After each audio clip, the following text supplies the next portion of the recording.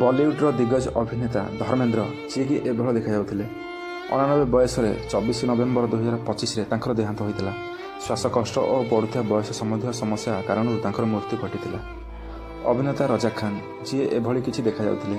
65 ବର୍ଷ ବୟସରେ 2016 ମସିହାରେ ହୃଦରୋଗ ଆଘାତରେ ତାଙ୍କର ଦେହାନ୍ତ ହୋଇଥିଲା। ବିଜୁ ଖୋଟେ, ଯିଏକି ଏଭଳି ଦେଖାଯାଉଥିଲେ। 77 ବର୍ଷ ବୟସରେ 1919 ମସିହାରେ ଦୀର୍ଘ ରୋଗ ଭୋଗ ପରେ ତାଙ୍କର ଦେହାନ୍ତ ହୋଇଥିଲା। ଏବେ କଥା ହେବା ବିନୋଦ ଖନ୍ନାଙ୍କ ବିଷୟରେ। ବିନୋଦ ଖନ୍ନା, ଯିଏକି ଏଭଳି ଦେଖାଯାଉଥିଲେ। 70 ବର୍ଷ ବୟସରେ 2017 ମସିହାରେ ବ୍ଲଡ୍ କ୍ୟାନ୍ସର କାରଣରୁ ତାଙ୍କର ଦେହାନ୍ତ ହୋଇଥିଲା। ପରବର୍ତ୍ତୀ ଅଭିନେତା ଅରବିନ୍ଦ ତ୍ରିବେଦୀ, ଯିଏ ରାମାୟଣର ରାବଣ ଭୂମିକା ପାଇଁ ଆଜି ବି ସ୍ମରଣୀୟ। 2021 ମସିହାରେ 82 ବର୍ଷ ବୟସରେ ହୃଦରୋଗ ଆଘାତରେ ସେ ପରଲୋକଗମନ କରିଥିଲେ। ପରବର୍ତ୍ତୀ ନମ୍ବରରେ ଅଛନ୍ତି ଲଳିତା ପାୱାର, ଯିଏ ଭିଲେନ୍ରୁ ଆରମ୍ଭ କରି ମା ପର୍ଯ୍ୟନ୍ତ ଅନେକ ଭୂମିକା କରିଥିଲେ। 1998 ମସିହାରେ 81 ବର୍ଷ ବୟସରେ ମୁଖ୍ୟ କ୍ୟାନ୍ସର କାରଣରୁ ସେହି ଦୁନିଆରୁ ଚାଲିଗଲେ। ପରବର୍ତ୍ତୀ ଅଭିନେତା ସଦାଶିବ ଅମରାପୁରକର, 2020 ମସିହାରେ 64 ବର୍ଷ ବୟସରେ ଫୁସ୍ଫୁସ୍ ସଂକ୍ରମଣ କାରଣରୁ ସେ ଏହି ଦୁନିଆ ଛାଡ଼ିଥିଲେ। ପରବର୍ତ୍ତୀ ନମ୍ବରରେ ଅଛନ୍ତି ଗୋବର୍ଦ୍ଧନ ଅସରାନୀ। ଗୋବର୍ଦ୍ଧନ ଅସରାନୀ, ଯିଏ କି ଏଭଳି ଦେଖାଯାଉଥିଲେ 84 ବୟସରେ। ସମ୍ପ୍ରତି 2025 ମସିହାରେ ତାଙ୍କର ଦେହାନ୍ତ ହୋଇଛି। ମୃତ୍ୟୁର କାରଣ ଥିଲା ବୟସ ସମ୍ବନ୍ଧୀୟ ଜଟିଳତା। ପରବର୍ତ୍ତୀ ଅଭିନେତା ସତୀଶ ରବିଲାଲ ଶାହା।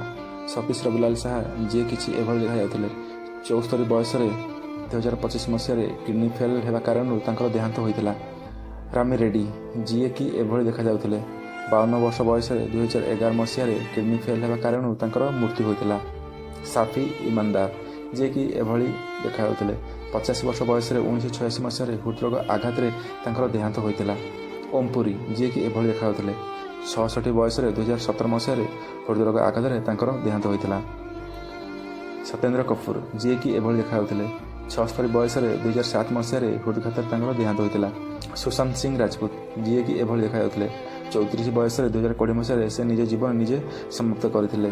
ଇରଫାନ ଖାନ୍, ଯିଏକି ଏଭଳି ଦେଖାଯାଉଥିଲେ। 54 ବର୍ଷ ବୟସରେ 2020 ମସିହାରେ ନ୍ୟୁରୋ ଏଣ୍ଡୋକ୍ରାଇନ୍ ଟ୍ୟୁମର କାରଣରୁ ତାଙ୍କର ଦେହାନ୍ତ ହୋଇଥିଲା। କାଦର ଖାଁ, ଯିଏକି ଏଭଳି ଦେଖାଯାଉଥିଲେ। 91 ବୟସରେ 2018 ମସିହାରେ ଶ୍ୱାସ ସମ୍ବନ୍ଧୀୟ ରୋଗ କାରଣରୁ ତାଙ୍କର ଦେହାନ୍ତ ହୋଇଥିଲା। ପଙ୍କଜ ଧୀର, ଯିଏକି ଏଭଳି ଦେଖାଯାଉଥିଲେ। 68 ବର୍ଷ ବୟସରେ 2025 ମସିହାରେ କ୍ୟାନ୍ସର କାରଣରୁ ତାଙ୍କର ଦେହାନ୍ତ ହୋଇଥିଲା। ଶଶି କପୁର, ଯିଏକି ଏଭଳି ଦେଖାଯାଉଥିଲେ।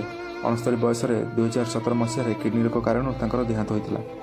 ଦିଲ୍ଲୀପ କୁମାର, ଯିଏକି ଏଭଳି ଦେଖାଯାଉଥିଲେ। 98 ବର୍ଷ ବୟସରେ 2021 ମସିହାରେ ସ୍ୱାଭାବିକ କାରଣରୁ ତାଙ୍କର ମୃତ୍ୟୁ ହୋଇଥିଲା। ଆଗକୁ ଆସୁଛନ୍ତି ପୁନୀତ ରାଜକୁମାର। ପୁନୀତ ରାଜକୁମାର, ଯିଏକି ଏଭଳି ଦେଖାଯାଉଥିଲେ। 40 ବର୍ଷ ବୟସରେ 2021 ମସିହାରେ ହୃଦରୋଗ ଆଘାତରେ ତାଙ୍କର ଦେହାନ୍ତ ହୋଇଥିଲା। ପ୍ରିୟା ମରାଠେ, ପରବର୍ତ୍ତୀ ଥିଲେ ପ୍ରିୟା ମରାଠେ। ପ୍ରିୟା ମରାଠେ, ଯିଏକି ଏଭଳି ଦେଖାଯାଉଥିଲେ। 38 ବୟସରେ 2025 ମସିହାରେ କ୍ୟାନ୍ସର କାରଣରୁ ତାଙ୍କର ଦେହାନ୍ତ ହୋଇଥିଲା। ଗିରୀଶ କର୍ଣ୍ଣାଡ଼, ଯିଏକି ଏଭଳି ଦେଖାଯାଉଥିଲେ। ଗିରୀଶ କର୍ଣ୍ଣାଡ଼, ଯିଏକି ଏଭଳି ଦେଖାଯାଉଥିଲେ। 80 ବର୍ଷ ବୟସରେ 2019 ମସିହାରେ ତାଙ୍କର ଦେହାନ୍ତ ହୋଇଥିଲା। ଆକାଂକ୍ଷା ଦୁବେ, ଯିଏକି ଏଭଳି ଦେଖାଯାଉଥିଲେ। 23 ବର୍ଷ ବୟସରେ 2023 ମସିହାରେ ସେ ନିଜକୁ ସମାପ୍ତ କରିଦେଇଥିଲେ। ଜିଆ ଖାନ୍, ଯିଏକି ଏଭଳି ଦେଖାଯାଉଥିଲେ। 25 ବର୍ଷ ବୟସରେ 2013 ମସିହାରେ ସେ ନିଜ ଜୀବନର ଅନ୍ତ କରିଦେଇଥିଲେ। ସ୍ମିତା ପାଟିଲ, ଯିଏକି ଏଭଳି ଦେଖାଯାଉଥିଲେ। 31 ବୟସରେ 1986 ମସିହାରେ ସଂକ୍ରମଣ କାରଣରୁ ତାଙ୍କର ଦେହାନ୍ତ ହୋଇଥିଲା। ଦେବାନନ୍ଦ, ଯିଏକି ଏଭଳି ଦେଖାଯାଉଥିଲେ। 88 ବର୍ଷ ବୟସରେ 2011 ମସିହାରେ ହୃଦରୋଗ ଆଘାତରେ ତାଙ୍କର ଦେହାନ୍ତ ହୋଇଥିଲା। ସାହିଦ ଜାଫ୍ରି, ଯିଏକି ଏଭଳି ଦେଖାଯାଉଥିଲେ। 84 ବୟସରେ 2015 ମସିହାରେ ଦୀର୍ଘ ରୋଗ ଭୋଗ ପରେ ତାଙ୍କର ଦେହାନ୍ତ ହୋଇଥିଲା। ଶ୍ରୀଦେବୀ, ଯିଏକି ଏଭଳି ଦେଖାଯାଉଥିଲେ। 54 ବର୍ଷ ବୟସରେ 2018 ମସିହାରେ ବାଥଟବରେ ବୁଡ଼ିଯିବା କାରଣରୁ ତାଙ୍କର ଦେହାନ୍ତ ହୋଇଥିଲା।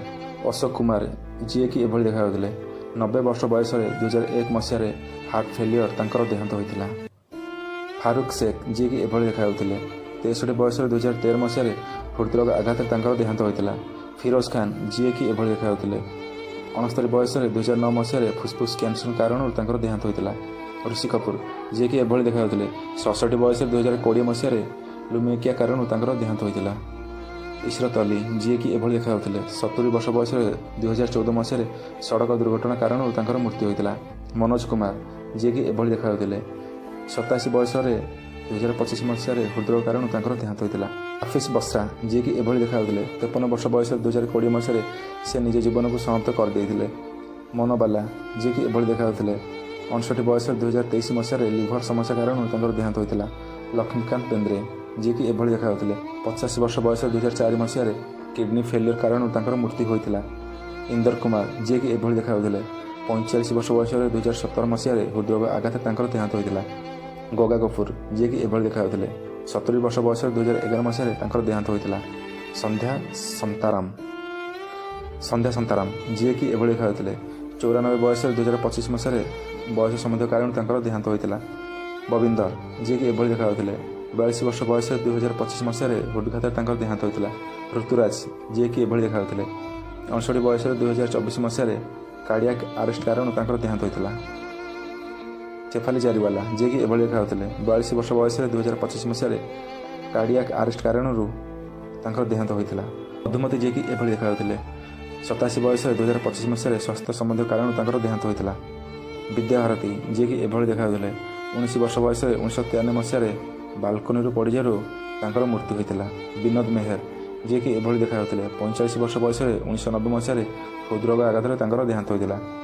ନିର୍ମଲ ପାଣ୍ଡେ ଯିଏକି ଏଭଳି ଦେଖାଯାଉଥିଲେ। 47 ବର୍ଷ ବୟସରେ 2010 ମସିହାରେ ହୃଦରୋଗ ଆଘାତରେ ତାଙ୍କର ଦେହାନ୍ତ ହୋଇଥିଲା। ରାଜେଶ ଖାନ୍ନା ଯିଏକି ଏଭଳି ଦେଖାଯାଉଥିଲେ। 69 ବୟସରେ 2012 ମସିହାରେ କ୍ୟାନ୍ସର କାରଣରୁ ତାଙ୍କର ଦେହାନ୍ତ ହୋଇଥିଲା। ରାଜେଶ ବିବେକ ଯିଏକି ଏଭଳି ଦେଖାଯାଉଥିଲେ। 66 ବର୍ଷ ବୟସରେ 2016 ମସିହାରେ ହାର୍ଟ ଫେଲିୟର ତାଙ୍କର ଦେହାନ୍ତ ହୋଇଥିଲା। ସଞ୍ଜୀବ କୁମାର ଯିଏକି ଏଭଳି ଦେଖାଯାଉଥିଲେ। 43 ବର୍ଷ ବୟସରେ 1985 ମସିହାରେ ହୃଦରୋଗ ଆଘାତରେ ତାଙ୍କର ଦେହାନ୍ତ ହୋଇଥିଲା। ଦୀନା ପାଠକ ଯିଏକି ଏଭଳି ଦେଖାଯାଉଥିଲେ। 80 ବର୍ଷ ବୟସରେ 2002 ମସିହାରେ ହୃଦରୋଗ ଆଘାତରେ ତାଙ୍କର ଦେହାନ୍ତ ହୋଇଥିଲା। ଦେବ ଯିଏକି ଏଭଳି ଦେଖାଯାଉଥିଲେ। 81 ବର୍ଷ ବୟସରେ 2023 ମସିହାରେ ଆଲଜାଇମର ରୋଗ କାରଣରୁ ତାଙ୍କର ଦେହାନ୍ତ ହୋଇଥିଲା। ଶମୀ କପୁର ଯିଏକି ଏଭଳି ଦେଖାଯାଉଥିଲେ। 69 ବୟସରେ 2011 ମସିହାରେ ଦୀର୍ଘ ରୋଗ ଭୋଗ ପରେ ତାଙ୍କର ଦେହାନ୍ତ ହୋଇଥିଲା। ୟୁନିସ୍ ପରବେଶ ଯିଏକି ଏଭଳି ଦେଖାଯାଉଥିଲେ। 75 ବର୍ଷ ବୟସରେ 2007 ମସିହାରେ ଡାଇବେଟିକ୍ କାରଣରୁ ତାଙ୍କର ଦେହାନ୍ତ ହୋଇଥିଲା। ବବ୍ କ୍ରିଷ୍ଟୋ ଯିଏକି ଏଭଳି ଦେଖାଯାଉଥିଲେ। 53 ବର୍ଷ ବୟସରେ 2008 ମସିହାରେ ହୃଦରୋଗ ଆଘାତରେ ତାଙ୍କର ଦେହାନ୍ତ ହୋଇଥିଲା। ଜୟପ୍ରକାଶ ରେଡ୍ଡି ଯିଏକି ଏଭଳି ଦେଖାଯାଉଥିଲେ। 64 ବର୍ଷ ବୟସରେ 2020 ମସିହାରେ ହାର୍ଟ ଫେଲିୟର କାରଣରୁ ତାଙ୍କର ଦେହାନ୍ତ ହୋଇଥିଲା। ନର୍ଗିସ୍ ଦତ୍ତ ଯିଏକି ଏଭଳି ଦେଖାଯାଉଥିଲେ। 51 ବର୍ଷ ବୟସରେ 1981 ମସିହାରେ କ୍ୟାନ୍ସର କାରଣରୁ ତାଙ୍କର ଦେହାନ୍ତ ହୋଇଥିଲା। ମୁକୁଳ ଦେୟ ଯିଏକି ଏଭଳି ଦେଖାଯାଉଥିଲେ। 54 ବର୍ଷ ବୟସରେ 2025 ମସିହାରେ ସ୍ୱାସ୍ଥ୍ୟ ସମ୍ବନ୍ଧୀୟ କାରଣରୁ ତାଙ୍କର ଦେହାନ୍ତ ହୋଇଥିଲା। ବିବେକ ଯିଏକି ଏଭଳି ଦେଖାଯାଉଥିଲେ। 68 ବୟସରେ 2021 ମସିହାରେ ହୃଦରୋଗ ଆଘାତରେ ତାଙ୍କର ଦେହାନ୍ତ ହୋଇଥିଲା। ଜାଭେଦ ଖାନ ଯିଏକି ଏଭଳି ଦେଖାଯାଉଥିଲେ। 74 ବୟସରେ 2023 ମସିହାରେ ରେସ୍ପିରେଟୋରୀ ଫେଲିୟର କାରଣରୁ ତାଙ୍କର ଦେହାନ୍ତ ହୋଇଥିଲା। ଚନ୍ଦ୍ରମୋହନ ଯିଏକି ଏଭଳି ଦେଖାଯାଉଥିଲେ। 78 ବୟସରେ 2023 ମସିହାରେ କାର୍ଡ଼ିଆକ୍ ଆରେଷ୍ଟ କାରଣରୁ ତାଙ୍କର ଦେହାନ୍ତ ହୋଇଥିଲା। MS ନାରାୟଣ ଯିଏକି ଏଭଳି ଦେଖାଯାଉଥିଲେ। 63 ବର୍ଷ ବୟସରେ 2015 ମସିହାରେ ମଲ୍ଟି ଅର୍ଗାନ ଫେଲିୟର କାରଣରୁ ତାଙ୍କର ମୃତ୍ୟୁ ହୋଇଥିଲା। ଶଶି ସେହଗଲ ଯିଏକି ଏଭଳି ଦେଖାଯାଉଥିଲେ। 88 ବର୍ଷ ବୟସରେ 2023 ମସିହାରେ ଲିଭର ଫେଲିୟର କାରଣରୁ ତାଙ୍କର ଦେହାନ୍ତ ହୋଇଥିଲା। ସୁହାନୀ ଭଟ୍ଟନାଗର ଯିଏକି ଏଭଳି ଦେଖାଯାଉଥିଲେ। 2024 ମସିହାରେ ଡର୍ମାଟୋମାଇଟିସାଇଟିସ୍ ରୋଗ କାରଣରୁ ତାଙ୍କର ମୃତ୍ୟୁ ହୋଇଥିଲା। କୁଶଳ ପଞ୍ଜାବୀ ଯିଏକି ଏଭଳି ଦେଖାଯାଉଥିଲେ। 57 ବୟସରେ 2019 ମସିହାରେ ସେ ନିଜ ଜୀବନ ଅନ୍ତ କରିଥିଲେ। ଶ୍ରୀହରି ଯିଏକି ଏଭଳି ଦେଖାଯାଉଥିଲେ। 59 ବୟସରେ 2013 ମସିହାରେ ଲିଭର ରୋଗ କାରଣରୁ ତାଙ୍କର ଦେହାନ୍ତ ହୋଇଥିଲା। ଆହୁତି ପ୍ରସାଦ ଯିଏକି ଏଭଳି ଦେଖାଯାଉଥିଲେ। 57 ବର୍ଷ ବୟସରେ 2015 ମସିହାରେ କ୍ୟାନ୍ସର କାରଣରୁ ତାଙ୍କର ଦେହାନ୍ତ ହୋଇଥିଲା। ରଘୁବର ଯିଏକି ଏଭଳି ଦେଖାଯାଉଥିଲେ। 89 ବର୍ଷ ବୟସରେ 2008 ମସିହାରେ ହୃଦରୋଗ ଆଘାତରେ ତାଙ୍କର ଦେହାନ୍ତ ହୋଇଥିଲା। ପ୍ରାଣ ଯିଏକି ଏଭଳି ଦେଖାଯାଉଥିଲେ। 93 ବର୍ଷ ବୟସରେ 2014 ମସିହାରେ ନିମୋନିଆ କାରଣରୁ ତାଙ୍କର ଦେହାନ୍ତ ହୋଇଥିଲା। ସୌନ୍ଦର୍ଯ୍ୟା ଯିଏକି ଏଭଳି ଦେଖାଯାଉଥିଲେ। 31 ବର୍ଷ ବୟସରେ 2004 ମସିହାରେ ବିମାନ ଦୁର୍ଘଟଣା କାରଣରୁ ତାଙ୍କର ମୃତ୍ୟୁ ହୋଇଥିଲା। ଏବଂ ଶେଷରେ ଅମ୍ବିଶ ଯିଏକି ଏଭଳି ଦେଖାଯାଉଥିଲେ। 72 ବର୍ଷ ବୟସରେ 2005 ମସିହାରେ ବ୍ରେନ୍ ହେମରେଜ୍ କାରଣରୁ ତାଙ୍କର ଦେହାନ୍ତ ହୋଇଥିଲା। ବନ୍ଧୁମାନେ, ଯଦି ଆମେ ଦେଇଥିବା ଏହି ସୂଚନା ଆପଣଙ୍କୁ ଭଲ ଲାଗିଥାଏ ତେବେ ଭିଡ଼ିଓକୁ ଲାଇକ୍ କରନ୍ତୁ ଏବଂ କମେଣ୍ଟ କରନ୍ତୁ। ଚ୍ୟାନେଲକୁ ସବସ୍କ୍ରାଇବ୍ କରିବା ଭୁଲନ୍ତୁ ନାହିଁ। ଜୟ ଜଗନ୍ନାଥ, ଧନ୍ୟବାଦ।